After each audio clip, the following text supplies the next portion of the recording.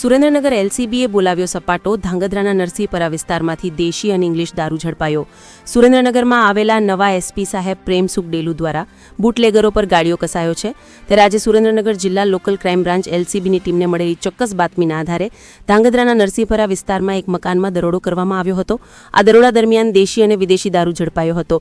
એલસીબીની ટીમને મળેલી બાતમીના આધારે નરસિંહપરા વિસ્તારમાં રહેતા કેતનભાઈ મકવાણાના મકાનમાં દારૂનો જથ્થો છુપાવવામાં આવ્યો હોવાની બાતમીના આધારે દરોડો પાડી કાર્યવાહી કરતા 300 લીટર દેશી દારૂ પકડાયો હતો, જેની કિંમત ₹7,500 અને 192 નંગ વિદેશી દારૂ કિંમત ₹42,240 મળી ફૂલ 49,740નો મુદ્દામાલ કબજે કર્યો હતો.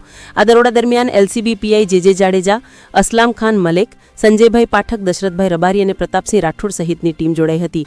પોલીસે દારૂ જપ્ત કરીને સ્થળ પરથી ફરાર થયેલા આરોપી કેતનભાઈ ઉર્ફે નકો નવીનભાઈ મકવાણા વિરુદ્ધ ગુનો નોંધીને વધુ કાર્યવાહી હાથ ધરી છે. રિપોર્ટર સિકંદર ભટ્ટી, ધાંગધ્રા.